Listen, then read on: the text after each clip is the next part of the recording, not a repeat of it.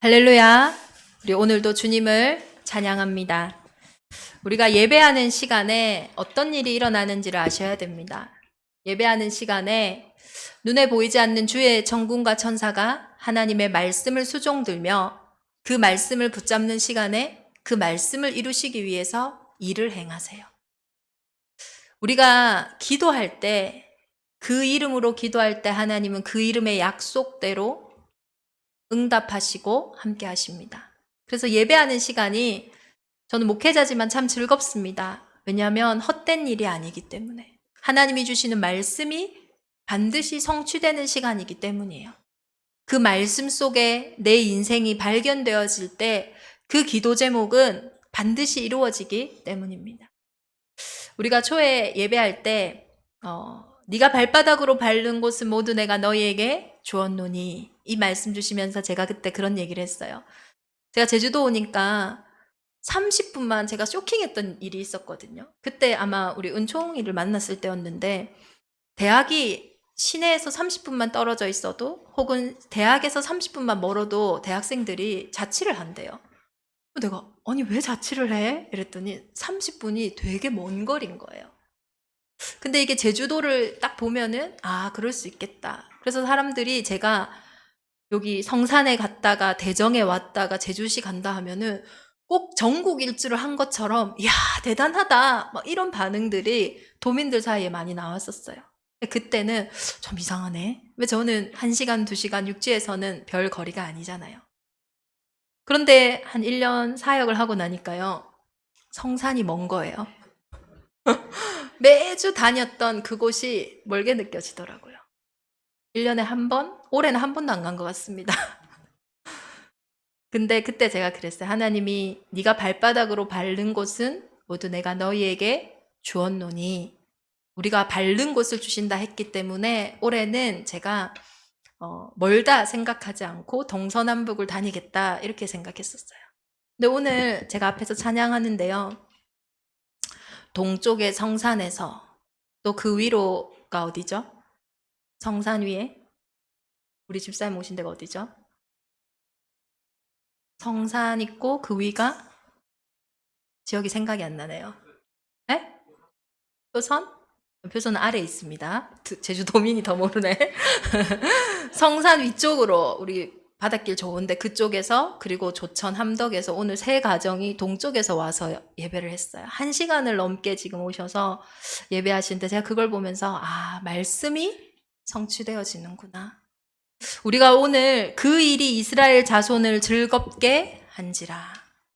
우리의 한 주간 또 우리의 평생에 어떤 일이 일어날지 모릅니다. 그쵸? 그런데 어떤 일이든 오늘 하나님이 약속하세요. 그 일이 이스라엘 자손을, 우리를 즐겁게 하는 일이 될 것이라고 오늘 말씀하셨어요.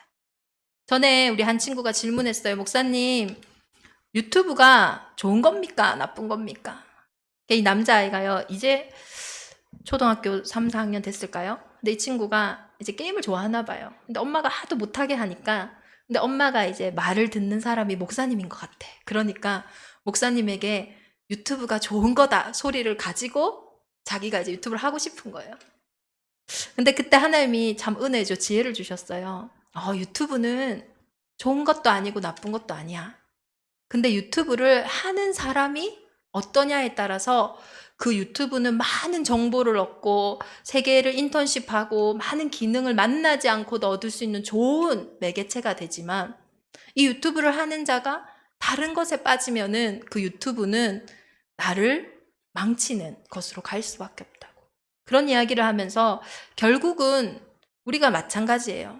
칼이라는 것도 강도가 들면 뭡니까? 죽이는 무기예요. 그런데 의사가 들면 그것은 생명을 구원하는 것이 되어집니다. 우리는 어떤 일이 나쁘다, 어떤 일이 좋다, 저 사람이 나쁘다, 저 사람이 좋다, 내 환경이 어렵다, 그 일만 없었더라면, 혹은 그 일이 내게 있었더라면, 우리는 자꾸 외부적인 것에서 좋고 나쁨, 내 인생을 뭔가 그것에서부터 얻으려고 얘기를 해요. 그런데 하나님은요, 우리를 외부 환경에 따라서 움직이는 존재로 만들지 않았어요. 하나님의 형상인 우리는 하나님이 함께 하시는 그것으로부터 좋은 환경이든 나쁜 환경이든 또 좋은 사람이든 나쁜 사람이든 그 현장을 살리는 중요한 비밀을 사람에게만 허락하셨다는 거예요. 이번 한 주가 많은 일이 있을 겁니다. 내 인생에 많은 여정들이 있을 거예요.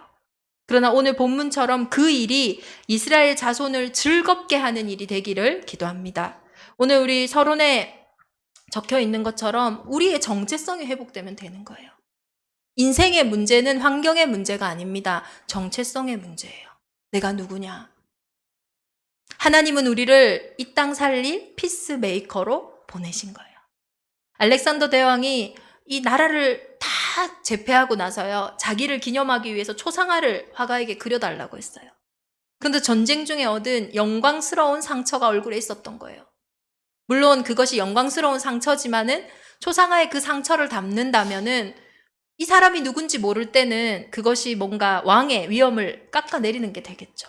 그런데 또 그것을 지우고 미화해서 초상화를 그리자면 또 그것은 초상화라는 작품성이 완전히 떨어지게 되는 겁니다. 그때 그 화가가 고민한 거예요. 어떻게 하면 이 두 가지를 다 살릴 수 있을까? 이 초상화의 작품성을 살리고 또 왕의 그 상처를 이렇게 덮어줄 수 있을까? 우리가요, 어떻게 하면 살릴까? 하나님의 이때의 계획은 뭘까? 하나님은 무엇을 원하실까?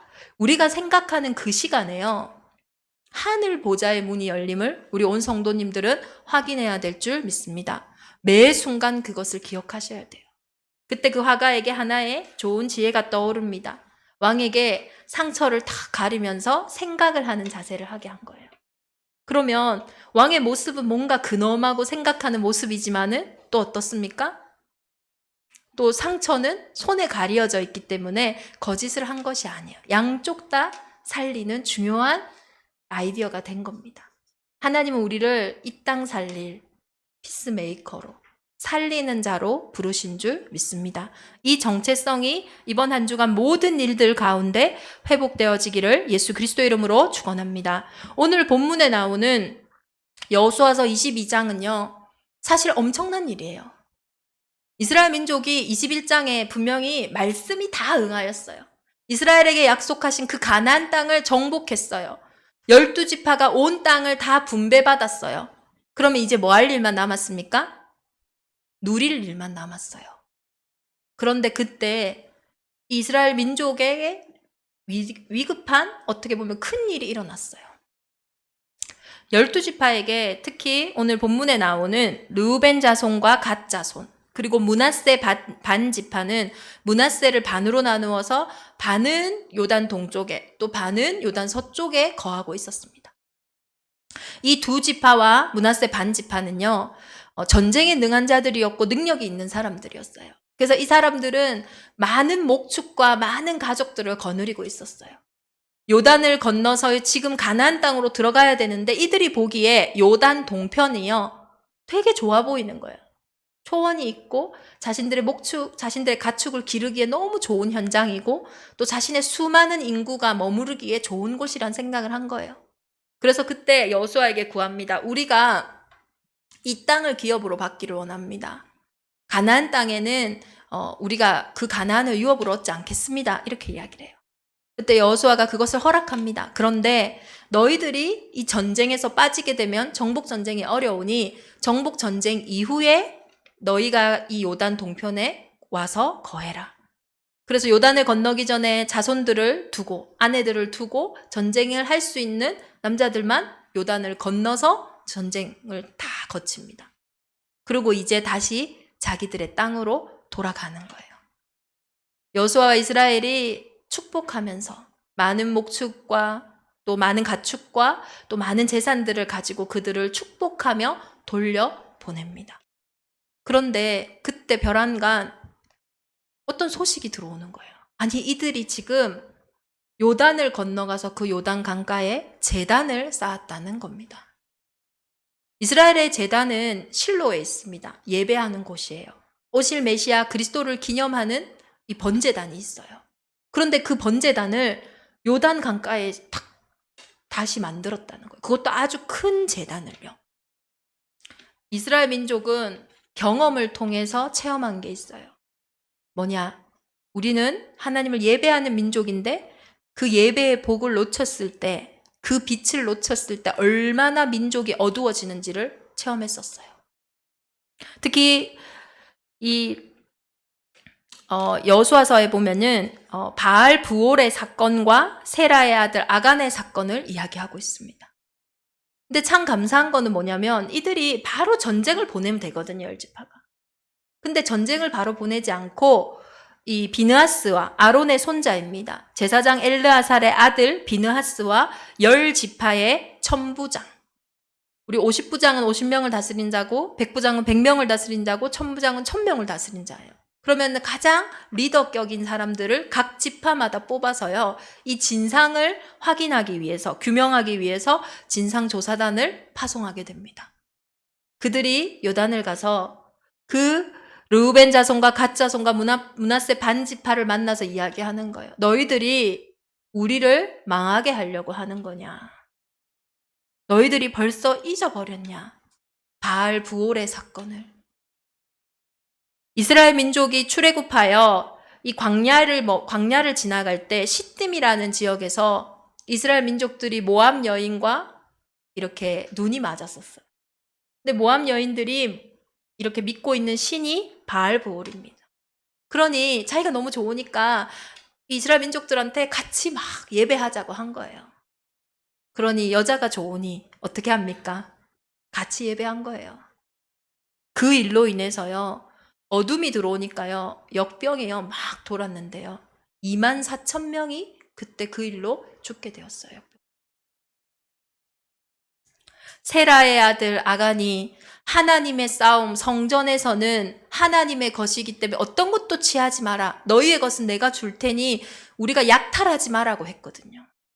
그런데 이 아간이 여리고성에 갔더니 이전에는 보지 못했던 너무 아름다운 모피 옷과 너무 아름다운 재물들이 있으니까 그거를 살짝 하나, 이거 뭐 하고 훔쳤어요. 근데 그것 때문에 여리고도 무너졌던, 굳건히 닫혔던 그 여리고에 싸워도 승리했던 이스라엘이 어떻게 보면 몇 명만 선별해서 보냈던 아이 성에서는 완전히 참패하고 많은 사람들이 그 사건에서 죽게 되어서요. 이게 다 무슨 말입니까? 이스라엘의 정체성을 말하는 거예요. 근데 너희가 지금 가자마자 큰 재단을 쌓는다고? 너희 한 사람의 문제가 아닌 거 아니잖아. 너희 그 한 사람의 죄가 아간의 죄로 이스라엘 민족이 멸망을 당했는데 너희 때문에 또 우리가 멸망당하게 할 거야? 안 된다. 다시 돌아와라. 우리에게 있는 땅, 우리에게 있는 유업 나누어 줄게. 다시 돌아와. 그렇게까지 이야기했어요. 그때 루벤 자손과 갓 지파와 므낫세 반 지파가 얘기합니다. 전능하신 자 하나님 여호와, 전능하신 자 하나님 여호와께서 아시나니 이스라엘도 장차 알리라. 이 일이 만일 여호와를 거역함이거나 범죄함이거든 주께서는 오늘 우리를 구원하지 마시옵소서. 하나님의 이름을 걸고 얘기하는 거예요. 이것은 우리가 하나님을 거역하려고 다른 신을 예배하려고 만든 제단이 절대로 아닙니다. 이것은 우리에게 목적이 있어서 주의하고 이같이 하였습니다. 어떤 목적이 있었냐? 이 지파들이요, 요단을 건너가면서 생각한 거예요. 요단 서편에 있을 땐 어때요? 실로라는 중요한 장막도 있고, 중요한 성막이 있고, 그곳의 사람들은 예배하는 모습이 있는데, 요단을 건너면서 우리는 분명히 출애굽도 했고, 광야에서 하나님이 어떻게 우리를 먹이시고 입히시고, 또 실제로 가나안을 정복해 하셨는지 우리는 하나님의 능력을 체험했는데, 만약에 훗날에 우리의 후대들이 그 요단 서쪽 거기는 가나안 이스라엘 민족의 땅이잖아. 우리가 거기하고 무슨 상관이 있냐고 예배하지 않을까 하여 자신들이 그 현장에 늘 자신들의 정체성을 기억하게 하려고 제단을 쌓았다고. 이것은 예배를 위한 제단이 아니라 우리의 정체성을 알기 위한, 그것을 기념하기 위한 제단이라고 이야기합니다. 만약 이것이 아니라면 우리를 구원하지 않아도 좋다라고 하나님의 이름을 걸고 대변하는 거예요. 이 일을 르우벤 자손과 갓 자손과 므낫세 자손의 말을 듣고 비느하스와 함께한 회중의 지도자들이 좋게 여겼다고 이야기합니다. 그리고 돌아와서 이스라엘 자손들에게 보고했더니 이스라엘 자손들이 이 일을 즐거워했다라고 이야기를 해요. 원래는 이것 때문에요, 사실은 전쟁이 날 뻔했거든요. 만약에 이렇게 진상규명단을 보내지 않고 서로 소통하고 이해하지 않았다면 엄청난 전쟁과 손해가 일어났을 거예요. 우리 삶 속에도 마찬가지입니다. 우리에게 일어나는 많은 오해들이 그 오해 속에서 진짜 진상을 보지 않으면, 진짜 이유를 보지 않으면, 근원을 보지 않으면 우리는 오해하고 분리되고 전쟁을 할 수밖에 없어요. 르우벤 자손과 갓 자손이 그 제단의 이름을 엣이라고 했습니다. 우리 사이의 이 제단은 여호와께서 하나님이 되시는 증거라 함이라. 이번 한 주간 또 우리 일생에 일어나는 모든 일들이 예수가 그리스도라는 그 증거를 확인하는 엣 제단이 되기를 예수 그리스도 이름으로 축원합니다. 왜 이들이 이렇게 오해할 수밖에 없었을까요? 왜 우리는 자꾸 오해할 수밖에 없을까요? 한 가지를 놓칠 때 우리는 모든 것을 오해할 수밖에 없어요. 그 한 가지가 뭐냐? 바로 정체성입니다. 나는 누구입니까? 나는 하나님의 형상입니다. 나는 영적인 존재라는 거예요. 사람이 영적인 존재인 것을 모르면 우리는 모든 것을 오해할 수밖에 없어요. 사람이 영적인 존재인 것을 모르면 우리는 어쩌면 다른 길에 가 있을 수도 있어요. 하나님은 하나님의 모든 형상을 누구에게 담았냐? 여러분과 저에게 담았어요. 하나님의 형상으로 만들었어요. 그 이유는 딱 한 가지예요. 영이신 하나님과 소통하고 교제하라고. 여러분들이 만약에 이 시대 최고의 미래학자들과 대화할 수 있다면 여러분들의 미래는 어떻겠습니까? 내가 만약에 정치를 하려고 하는 사람이 날마다 백악관에서 함께 대통령과 대화할 수 있다면 어떤 일이 일어나겠어요? 다르겠죠. 천지를 창조하시고 만왕의 왕 대신 하나님과 소통할 수 있는 최고의 복을 인간에게 주셨다라는 거예요. 이것은 하나님께는 영광이었어요. 그런데 이 영광을 빼앗고 싶어 하는 존재가 있습니다. 처음부터 이 존재가 어둠은 아니었어요. 하나님을 찬양하고 하나님을 영광 돌리는 천사장이었습니다. 그러나 왜 맨날 하나님만 찬양해야 돼? 내가 그 영광을 받으면 안 돼? 하는 그 마음이, 그 죄가 그를 떨어지게 하는 사단이라고 하는 어쩌면은 어둠의 근본이 되게 만들어버린 거예요. 지금도 사단은 이렇게 하나님의 영광을 탐냅니다. 하나님을 대적할 순 없어요. 그러면 하나님의 최고 영광인 하나님의 형상들을 빼앗고 도둑질하기를 원하는 거예요. 요한복음 10장 10절에 그의 목적이 나옵니다. 도둑이 오는 이유는 뭡니까? 멸망시키기 위해서예요. 죽이고 멸망시키기 위해서.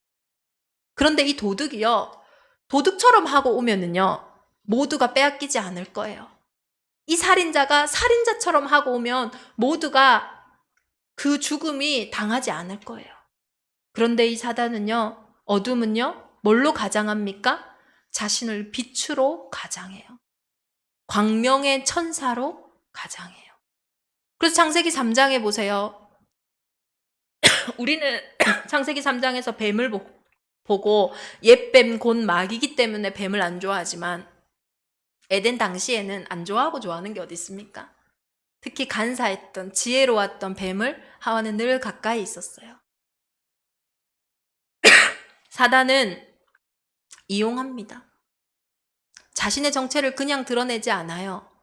사람 문제인 것처럼, 내 개인의 성격 문제인 것처럼, 경제 문제인 것처럼, 혹은 눈에 보이는 삶의 육신의 문제인 것처럼 다른 옷을 입고 온다라는 거예요.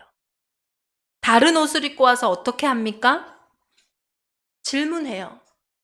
그 질문을 통해서 부정적으로 분노로 불만과 불평으로 오게 해요. 하나님이 너희에게 이 모든 것에 있는 나무의 실과를 먹지 말라고 했지? 부정적으로 질문하는 거예요. 아니, 다 먹으라고 했는데 뭐 하나는 먹지 말라고 한 것 같은데? 그때 도움을 주는 것처럼 아니야. 이거 먹으면 너희가 하나님처럼 될까봐 이걸 먹지 말라고 한 거야. 꼭 도움을 주는 것 같아요. 근데 그것이 결국은요, 우리의 욕심을 자극해요. 먹음직하고 보암직하고 탐스러운 거예요. 그로 인해서 영원한 멸망, 하나님을 떠나게 된 거예요. 단순히 선과 악을 알게 하는 나무 열매를 먹은 게 아니에요. 언약을 놓친 상태, 빛을 놓친 상태가 죄의 상태입니다. 그 죄의 상태는 저주와 재앙이 들어와도 이상하지 않은 상태예요. 죄와 허물로 인해 우리 인생에 들어온 게 뭡니까? 죽음의 문제예요. 죽음으로 인해 죽음의 권세를 잡은 자, 지옥 배경을 가지고 너희는 너희 아비 마귀에게 났으니 어둠의 배경 속에서 있을 수밖에 없는 거예요. 그러니 어떻게 됩니까? 계속 우리의 생각과 우리의 마음을 속이는 겁니다. 어둠이니까요, 답답한 거예요. 내가 답답하니까요, 살려달라고 얘기하는 거예요. 그게 때로는 짜증으로, 그게 때로는 화로. 그럼 상대는요, 내가 무슨 감정 쓰레기통도 아니고 왜 저 사람 나한테 짜증내는 거야? 왜 나한테 화내는 거야? 어쩌면은 살고 싶어서 하는 신음인데, 살고 싶어서 내는 소리인데, 그거에 나는 또 나의 감정이 반응합니다. 그러니 화와 화가 서로 부딪히니 어떻게 됩니까? 전쟁이 일어나는 거예요. 나는 외로워서, 나는 채워지지 않아서 반복적으로 하는 그 행위가 결국은 나를요, 이상한 자리에 갖다 놓게 돼 있어요. 이 영적인 문제는 돈과 상관이 없어요. 돈이 많다고 감추어질 수 있는 문제가 아니에요. 이 영적인 문제는 내 성격이 너무 착하다고 감추어질 수 있는 문제가 아니에요. 제가 제주도에 오기 전에 그 기사 봤다고 했잖아요. 법조인이라고요. 그런데 나와서 이 변태 행위를 한 거예요. 그 명예가, 그 지위가 자신의 어두움을 감춰줄 수가 없다니까요. 하나님을 떠나 있는 그 영적인 상태가요, 얼마만큼 우리 개인과 가정과 또 현장들을 갉아먹는지 몰라요. 서로 이해가 안 되게 만들어요. 그러니 그것이 반복되다 보면요, 부정적으로 되죠. 자기를 학대하게 되죠. 그러니 아무 힘과 아무 소망이 없죠.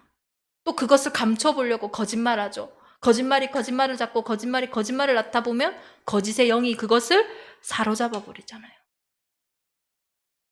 제가 아까 어떤 나쁜 놈 얘기를 했거든요. 일부 예배 때. 근데 어떤 분이 카톡이 탁 들어와 있는 거예요. 목사님, 그 나쁜 놈이 저죠. 그 사람이 아니에요. 근데 탁 들어와 있는 거예요. 우리가요, 오해해요. 얼마나 오해하는지 몰라요.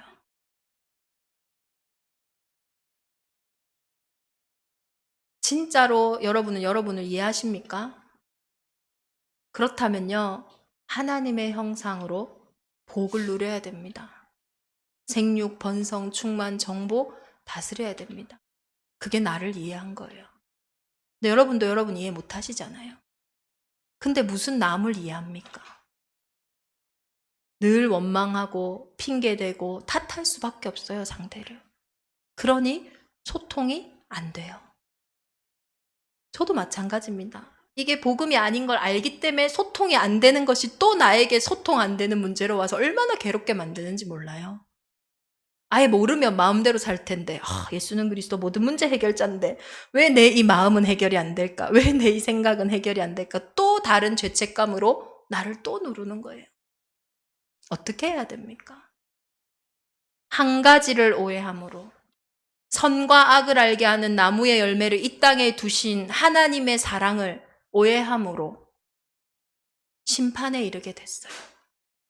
한 가지를 이해할 때 우리에게는 새로운 일이 시작되어질 줄 믿습니다. 우리는 서로 오해하고 무너질 수밖에 없어요. 한계가 있을 수밖에 없습니다. 그 어떤 사람도 재앙과 저주에서 자유할 수가 없어요. 앞으로는요, 더 답답한 시대가 올 거예요. 끊임없이 일어나는 전염병과 변화되는 시대 현장 속에 우리는요, 무기력함과 무능함을 엄청나게 느낄 거예요. 그때에 무엇을 해야 됩니까? 정말로 한 가지를 이해하셔야 돼요. 하나님이 이 땅에 진짜 오신 이유를요. 선악과를 둔 이유는 멸망시키기 위해서가 아니라고 했어요. 우리를 섬기기 위해서라고 했어요. 흑암과 혼돈과 공허 가운데 보호하시기 위해서. 다시 하나님을 떠났던 우리 인생에 마귀의 일을 멸하시기 위해 하나님은 다시 약속대로 오셨어요. 어떻게 오셨습니까? 다윗의 후손으로. 참 왕이신 그분이 사람의 몸을 입고 죄 없는 몸으로 여자의 후손으로 이 땅에 오셨어요. 오셔서 뭐 하셨어요? 죄를 없이 하시려고. 저주와 재앙이 올 수밖에 없는 운명 사주팔자 속에 살아갈 수밖에 없는 우리의 인생을 구원하시려고 십자가에서 대신 죽으셨어요. 사망으로 말미암아. 왜 죽어야 합니까? 죄의 삭은 사망이기 때문이에요. 우리는 살기 위해 삽니까? 전 죽기 위해 사는 것 같아요. 오늘 하루 더 사심으로 여러분은 죽음과 하루 더 가까워졌어요. 살기 위해 사는 게 아니에요. 그 죽음의 권세를 이기시기 위해서 사망의 세력을 잡은 자 곧 마귀를 없이 하시며 또 죽기를 무서워함으로 일생에 매여 종노릇하는 생각과 마음과 현실의 종노릇하는 우리의 인생을 놓아주시려고 예수님이 십자가에서 죽으시고 다시 살아나신 거예요. 이것이 이 땅 살릴 최고의 언약이요, 최고의 영적인 과학인 겁니다. 아버지는 만유보다 크심에 아무도 아버지의 손에서 빼앗을 수 없느니라. 구원하신 하나님이 이제는 성령으로 내 안에 함께 하심으로 뭐 하십니까? 아버지의 손에서 그 어떤 것도 빼앗기지 않게 하신대요. 이번 한 주간 어떤 일이 있더라도 우리는 빼앗기지 않아야 됩니다. 우리의 힘과 우리의 노력이 아니라 내 안에 계신 하나님이 만유보다 크시기 때문에 그 일을 좋게 하실 거예요. 그 일을 어떻게 하신다고요? 즐겁게 만드실 거예요. 왜냐? 그 문제가 아니라 그 문제를 붙잡고 있는 사람이 누구냐? 살리는 의사냐? 죽이는 도둑이냐? 이게 중요한 거거든요. 우리는 이제는 오해를 넘어 참된 이해 속으로 들어가야 됩니다. 한 가지를 오해해서, 하나님을 오해해서 내 인생에 많은 문제가 왔다면 이제는 하나님을 만나는 유일한 길 대신 그리스도를 이해함으로 인생의 모든 것을 이해하고 회복할 수 있는 권세, 자격이 생겼어요. 그러면 눈에 보이지 않는 어둠은 무엇을 통해서 우리를 자꾸 오해하게 할까요? 그 첫 번째 장소가요, 생각이에요, 생각. 육신의 생각은 사망이요, 영의 생각은 생명과 평안이라. 우리가 육신의 생각을 할수록요, 육신의 생각이 뭐라고요? 사망요. 어떤 생각을 했는데 살기 싫어진다. 육신의 생각입니다. 어떤 생각을 했는데 답답하다. 잠이 안 온다. 육신의 생각이에요. 근데 어떤 생각을 하는데 생명이고 평안이 와진다. 성령의 생각이에요. 하나님이 생각을 통해서 역사하세요. 또 마찬가지입니다. 사단도 마귀도요, 생각을 넣었다고 해요. 생각이 결국은요, 사망을 낳아요. 그래서 생각이 얼마나 중요한지 몰라요. 생각 속에 말씀이 있다? 그 생각은요, 사단을 속히 발 앞에 무릎 꿇게 합니다. 근데 생각이 들어올 때, 우리 특히 염려가 들어올 때, 또 혹은 두려움이 들어올 때, 또 아니면 불신앙이 들어올 때, 저 사람 왜 저러지? 진짜 나 왜 이렇게 됐지? 막 억울할 때 어떻게 되세요? 영적 싸움 할 수가 없어요. 모든 것들이 무방비 상태가 되어져요. 무력화되어져요. 전쟁, 영적 전쟁을 하는데요, 맨몸으로 딱 서 있는 거랑 마찬가지예요. 생각 속에 불신앙이 들어와 있을 때. 끔찍한 일입니다. 다 다 들고 가요. 여러분들이 소중하게 생각하는 거, 여러분들이 사랑하는 거 다 가져가도 어떻게 할 수가 없어요. 왜요? 무력화되어 있으니까요. 우리에게 가장 중요한 영적 전쟁의 장소가 어딥니까? 마음이에요. 생명이요, 마음에서 난대요. 생명의 근원이 마음에서 난대요. 그래서 지킬 만한 것 중에 마음을 지키라고 했어요. 그 마음을 지키지 못하면 생명의 반대는 뭡니까? 또 사망이에요. 해가 지도록 분을 품지 말고 마귀로 틈타지 못하게 하라. 분을 품는 마음에요, 마귀가 틈탄대요. 다시 말해서 내 마음에 이 다른 마음이 품어졌을 때는 사단에게 공격의 기회를 주는 거예요. 우리가 막 전쟁하고 있는데 공격 기회 주면 어떡합니까? 골 들어오면 그냥 끝나는 거예요. 기회를 주는 거예요. 마음을 놓친다는 거는요. 저 사람을 향해 미워하는 마음. 저 사람 잘못해서 미워하죠. 우리 그렇게 이상한 사람은 아니잖아요. 분명히 저 사람이 잘못해서 난 저 사람을 미워하는데, 분명히 이 일은 뭔가 내가 합당하기 때문에 억울한 것인데, 근데 그 마음을 품고 있는데요, 내 마음이 어디로 가나요? 이상하게 죽음의 자리에 딱 가 있는 거예요. 분명히 저 사람이 잘못해서 시작한 건데 내 마음이 무너져 있는. 결정적인 전략은 어디냐? 입술의 고백이에요. 입에서 나오는 말은 어마어마한 능력이 있습니다. 성경에는 죽고 사는 것이 혀의 권세에 있다라고 말하고 있어요. 하나님은 너희 말이 내 귀에 들린 대로 내가 너희에게 행하리라 라고. 우리의 생각과 마음과 입술의 고백이 정말로 이번 한 주간 한 가지를 이해하는 것에 쓰임받기를 예수 그리스도 이름으로 축원합니다. 정신문제 현장에 절대로 감사 없어요. 아이고 내가 잘못했네, 내가 잘해야지, 절대 없어요. 원망, 핑계, 질투, 염려, 거짓된 생각, 망상 다 사로잡혀요. 빛이 없는 현장에는 어두울 수밖에 없어요. 그러면 이 어둠을 어떻게 내가 이길 수 있습니까? 내 생각을 어떻게 할 수 있습니까? 내 마음을 어떻게 할 수 있습니까? 내 입술의 고백을 어떻게 바꿀 수 있습니까? 다른 길은 없어요. 내 힘과 내 능으로 할 수 있는 게 아니었어요. 그래서 하나님이 약속으로 이 땅에 오신 겁니다. 요한계시록 1장 3절에 보면요, 이 말씀을 읽는 자와 듣는 자와 그 가운데 기록한 것을 지키는 자는 복이 있나니 때가 가까움이라. 하나님의 말씀을 계속 읊조리는 거예요. 그리스도 그 약속의 말씀을 내 생각과 내 마음과 내 입술에 계속 지키는 겁니다. 그때에 그 말씀이 역사하여 일하시게 되어 있어요. 어떤 환경이어도 괜찮아요. 어떤 상황이어도 괜찮아요. 그것은 문제되지 않습니다. 하나님이 지금 보시는 거는 마음, 생각, 내 입술의 고백이에요. 뭐가 부족합니까? 뭐가 안 되는 겁니까? 요셉이 노예로 가 있고 감옥에 가 있었으나 많은 사람들은 그 환경이 문제라고 하고 상황이 문제라고 했으나 하나님은 그 속에 있는 요셉의 고백을 보셨고 요셉의 중심을 보셨어요. 자꾸 사단의 거짓말에 속지 마세요. 아니라니까요. 이미 하나님은 승리하시고 나와 항상 함께하고 계십니다. 우리 대적인만의 온 교회를 통하여 미래 살리는 마음과 생각과 응답이 시작되어지기를 예수 그리스도의 이름으로 축원합니다. 오늘 결론에 나오는 슈워드의 냉장고. 야, 냉장고 여름인데 좋은 건가 보다. 알래스카를 미국이 구입한 것을 아주 비꼬는 단어예요.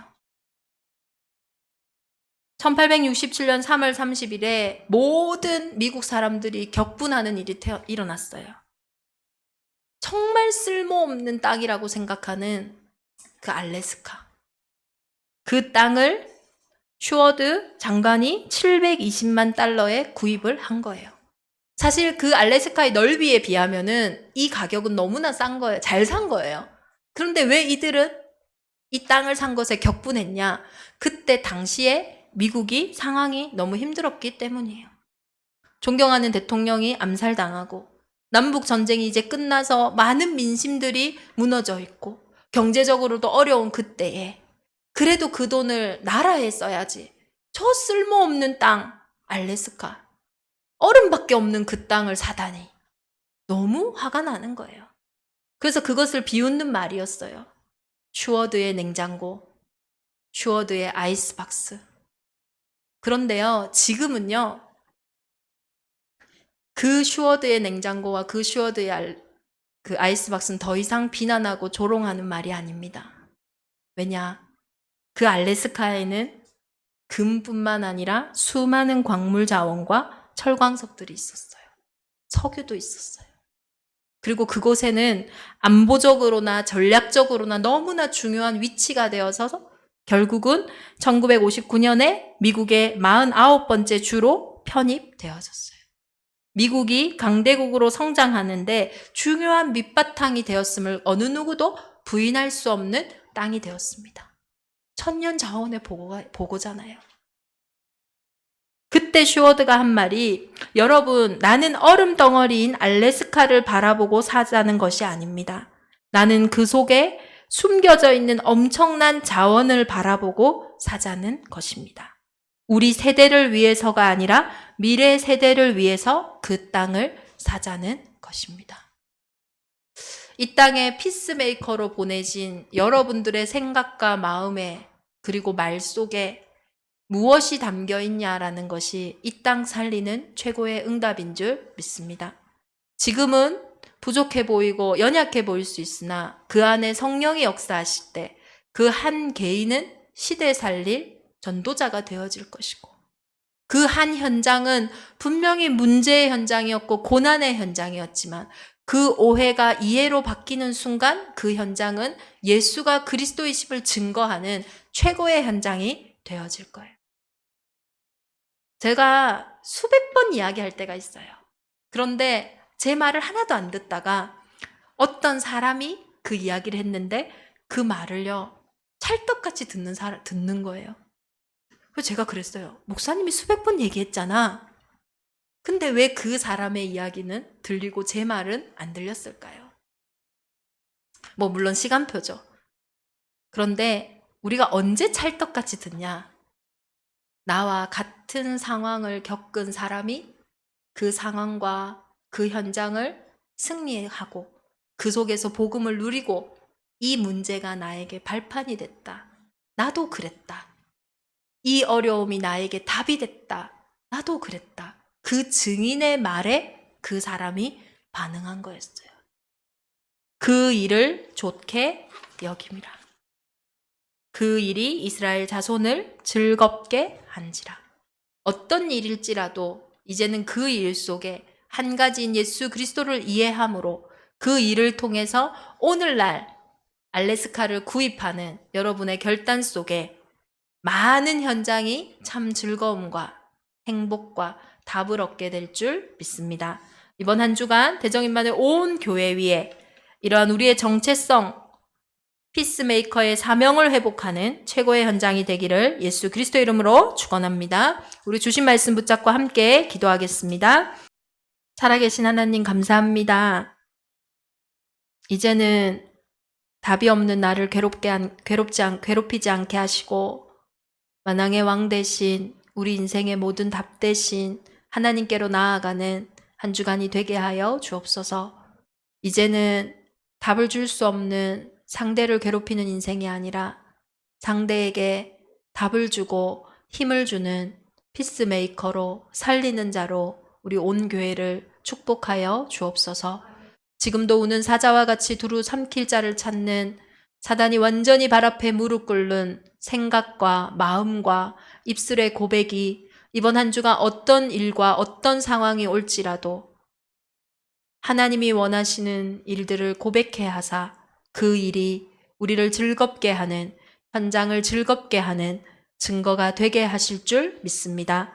약속하신 성령으로 충만케 하여 주옵소서. 지금도 어둠은 현장을 빼앗고 무너지게 하는 이때에 구별된 자들이 드리는 이 구별된 예물을 통하여 하나님의 나라가 확장되어지게 하시고 특별히 각자의 기도 제목들을 주의 성령께서 마음껏 흠양하시며 그 기도대로 응답하여 주옵소서. 정말로 우리 후대가 길을 몰라 방황하는 이 시대에 후대에게 참된 비전을 가르치고 설명하는 교회와 또 서밋 학교가 되게 하여 주옵소서. 이를 위해 준비하신 오력으로 충만케 하여 주옵소서. 또 귀한 또 부교육자를 보내주신 하나님 감사드립니다. 새로운 시작이 되게 하시고 하나님이 넓히시는 지경을 보게 하여 주옵소서. 이젠 우리 주 예수 그리스도의 은혜와 하나님의 크신 사랑하심과 성령의 내주인도 역사 교통하심이 이 시간 예배하는 대정임만의 온 교회 위에 특별히 우리 후대들과 새가족들과 영육간의 연약한 한우들 위에 또 이번 한 주간 사단의 거짓말에 속아 인생을 도둑질당해 이제는 참된 주인을 만나고 해방받을 그리스도의 제자들 위해 이제로부터 영원토록 함께 계실지어다. 아멘.